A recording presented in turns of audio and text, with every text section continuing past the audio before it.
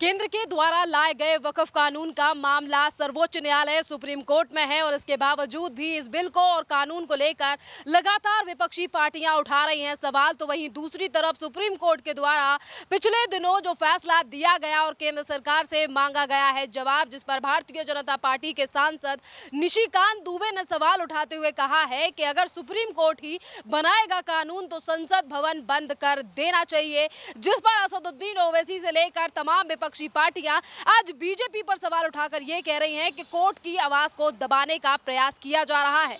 इस पूरे मामले पर विस्तार से बात करते हैं। हमारे साथ मौजूद हैं फैज खान सर। आखिरकार जो अब सुप्रीम कोर्ट के द्वारा जो फैसला सुनाया गया, अभी 5 तारीख को सुनवाई होनी है। सुप्रीम कोर्ट ने जवाब भी मांगा है केंद्र सरकार से। अभी तक असदुद्दीन ओवैसी जो राम मंदिर के फैसले पर ये कहते हैं कि जो ज़मीन दी गई थी उसे लेने से मना कर दिया था, क्या कहा गया था कि हमें खैरात नहीं चाहिए।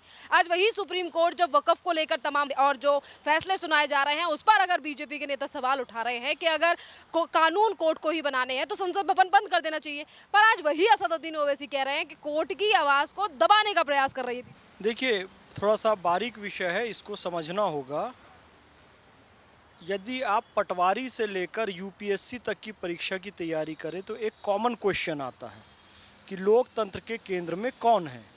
तो 4 ऑप्शन होते हैं, संसद है, प्रधानमंत्री है, सुप्रीम कोर्ट है कि जनता है।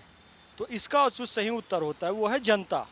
लोकतंत्र के केंद्र में कभी भी संसद, प्रधानमंत्री, सुप्रीम कोर्ट नहीं होगा, जनता होगी। अब निशिकांत दुबे ने जो बात कही है, भारतीय जनता पार्टी ने कह दिया है कि भाई इस बयान से हमारा कोई लेना देना नहीं है, ये उनकी व्यक्तिगत राय है। तो बीजेपी के ऑफिशियल व्यक्ति के रूप में उन्होंने नहीं कहा है। अब मैं आपको एक बात बताऊं, एक जज साहब के घर से करोड़ों रुपए जल गए और मिले, तो क्या जनता ने इस पे आपस पे चर्चा की या नहीं की? जनता ने चर्चा की। ये कैसा जज है, कितने बेकसूरों को इसने सज़ा दिलवाई होगी, कितने अपराधियों को इसने छोड़ दिया होगा, इसके घर से इतना सारा पैसा मिल रहा है। इसका मतलब ये है कि जनता तो आपस में चर्चा कर सकती है ना भाई। तो निशिकांत दुबे 1/140 करोड़ हिंदुस्तान होने के नाते वो ये चर्चा बीजेपी के अधिकृत व्यक्ति के रूप में चर्चा नहीं कर रहे हैं कि भाई मैं जनता हूँ और जनता को ये अधिकार है कि इतने सारे पैसे कहाँ से आए ये पूछें, क्योंकि जनता श्रेष्ठ होती है। और हम ऐसे भ्रष्टाचार के कई मामले देख भी रहे हैं। अब आइए हम संवैधानिक दृष्टिकोण से भी यदि हम चलें तो जनता के बाद कौन होता है सेकंड नंबर पे? जनता के बाद होता है जनप्रतिनिधि, और जनप्रतिनिधि बड़ा होता है। इसीलिए राष्ट्रपति और प्रधानमंत्री में संवैधानिक रूप से प्रमुख राष्ट्रपति अवश्य होता है, किंतु शक्तिशाली अधिक प्रधानमंत्री होता है, क्योंकि प्रधानमंत्री को जनता चुनकर भेजती है।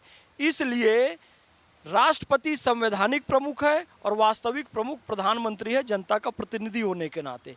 शक्ति पृथक्करण के तहत देश की न्यायपालिका को अलग रखा गया है, जो कि अनुच्छेद 50 में कहा जाता है नीति निर्देशक तत्व में शक्ति पृथक्करण होना चाहिए। शक्ति पृथक्करण के तहत व्यवस्थापिका और कार्यपालिका, इससे अलग शक्ति होती है न्यायपालिका की, और दोनों का स्पष्ट विभाजन बताया गया है कि आपका ये दायरा है और आपका ये दायरा है। आप दोनों एक दूसरे के दायरे में घुसेंगे नहीं, ठीक है। तो ये भी अधिकार दिया गया है कि यदि संसद किसी भी तरह का कोई कानून बनाए और वो जनहित में ना लगे तो सुप्रीम कोर्ट में उसे डाला जा सकता है, सुप्रीम कोर्ट उसमें फैसला दे सकता है। सुप्रीम कोर्ट फैसला दे तो संसद में लाकर उसे बदला भी जा सकता है। ये बैलेंस ऑफ पावर है, ये शक्ति पृथक्करण है, ताकि कोर्ट भी निरंकुश ना हो और सरकार भी निरंकुश ना हो। इसीलिए समय समय पर कभी सुप्रीम कोर्ट का डिसीजन भी मानना होता है, कभी संसद का डिसीजन भी मानना होता है। लेकिन बड़ा कौन है आप पूछेंगे तो लोकतंत्र के केंद्र में कौन होता है? जनता, और सेकंड नंबर में जनता का प्रतिनिधि यानी कि संसद और प्रधानमंत्री। ये बात स्पष्ट समझ में आ जानी चाहिए समस्त सांसदों को भी और समस्त न्यायाधीशों को भी। आज अगर असदुद्दीन ओवैसी की बात करें तो जो लगातार निशिकांत दुबे को लेकर सवाल उठा रहे हैं, सवाल ये भी है सर, जब मामला सुप्रीम कोर्ट में है तो असदुद्दीन ओवैसी और तमाम राजनीतिक पार्टियां आखिरकार सड़कों पर निकलने की बात क्यों कहती हैं? जब मामला कोर्ट में है तो आ जाने दीजिए बस। बिल्कुल बिल्कुल, मामला कोर्ट में है और इस पर बहुत ज़्यादा चर्चा करनी चाहिए। हम भी डिबेट कर रहे हैं, हम भी देखो कह रहे हैं, बोलना चाहिए, डिबेट करना चाहिए, लेकिन लोग सड़कों पर आ जाए, आंदोलन करने लगे, घरों को जला दे, दंगा कर दें, बंगाल में हिंदुओं का जिनोसाइड कर दें, 500 परिवार को बिल्कुल ख़त्म कर दें, नेस्त नाबूद कर दें, बीएसएफ पर आरोप लगा दें, और मैं फिर कहे मैं जी पश्चिम बंगाल सरकार का प्रवक्ता नहीं हूँ।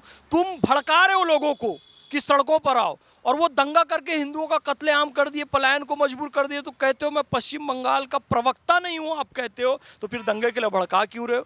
जब मामला सुप्रीम कोर्ट में चल रहा है, आप बयानबाजी भी करें, चर्चा भी करें, डिबेट भी करें, लेकिन भड़काने का काम बंद करें। फिर कह रहा हूँ, ये क्यों कह रहे हैं? जिन्ना सेकंड है, ये फिर से मुसलमानों के लिए एक अलग देश की डिमांड करना चाहते हैं, मुसलमानों को बहका रहे हैं, भड़का रहे हैं। जो काम जिन्ना ने किया था, उस समय तो भड़काने का ज़्यादा माध्यम नहीं था। जिन्ना जब पाकिस्तान बन जाता है तो क्या कहता है पता है? हंसते हुए, ऐसा अपना सिगार पीते हुए कहता है, और अपनी आराम वाली कुर्सी में बैठ कर कहता है, और हाथ में शराब का प्याला लेकर कहता है, जिन्ना हूँ मैं, और मैंने अपने टाइपराइटर से पाकिस्तान का निर्माण कर दिया। इतना कुटिल था वो, केवल लेटर लिखता था गवर्नमेंट को कि ये गलत है, वो गलत है, लोगों को भड़काता था। और आज तो सोशल मीडिया का युग है। आज असदुद्दीन ओवैसी, अकबरुद्दीन ओवैसी और ये पर्सनल लॉ बोर्ड के लोग एक बात करते हैं तो मीडिया के द्वारा, सोशल मीडिया के द्वारा पूरी जनता तक जाता है। मुसलमान उससे भड़कता है, हिंदू के मन में भाव पैदा होता है कि मुसलमान फिर से एक नए देश की मांग कर रहा है, तो देश में गृह युद्ध का माहौल बनता है। जिन्ना सेकंड, असदुद्दीन ओवैसी, अपनी कुटिल राजनीति बंद करो। आज वक्फ बोर्ड को लेकर इस तरीके से सवाल उठाए जा रहे हैं, वहीं दूसरी तरफ केंद्र सरकार जल्द ही यूसीसी लाने की भी तैयारी कर रही है। हर कानून को लेकर ये सवाल उठाया जाता है कि ये मुसलमान के हित में नहीं। इंस्टेंट ट्रिपल तलाक भी मुसलमानों के हित में, 370-35 से ख़त्म हो, वो भी मुसलमानों के हित में, देश के हित में, ये भी देश के हित में। यूसीसी आ रहा है, ये भी देश के हित में ही है।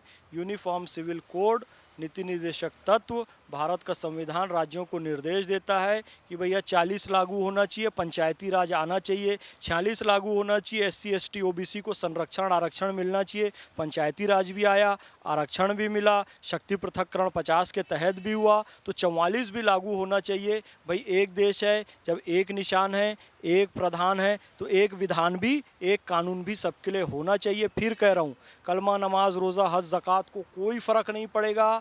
मेरी दाढ़ी, मेरी टोपी यूसीसी के पहले भी है, यूसीसी के बाद भी रहेगी। कबूल है, कबूल है, कबूल है वाली पद्धति से ही निकाह होगा। हिंदुओं का मंगलम भगवान विष्णु मंगलम गणध्वज मंगलम पुंडरीकाक्षाय मंगलाय तनोहरि की विधि से ही पाणी ग्रहण होगा। केवल विवाह के मामले जो हैं, कि तलाक के मामले जो हैं और उत्तराधिकार के मामले जो हैं, इसमें किसी महिला, बच्ची और पुरुष के साथ भी अन्याय ना हो, इसलिए इसमें समान नागरिक संहिता की बात की जा रही है। धार्मिक परंपराओं से छेड़छाड़ नहीं होगी। बहुत बहुत धन्यवाद सर।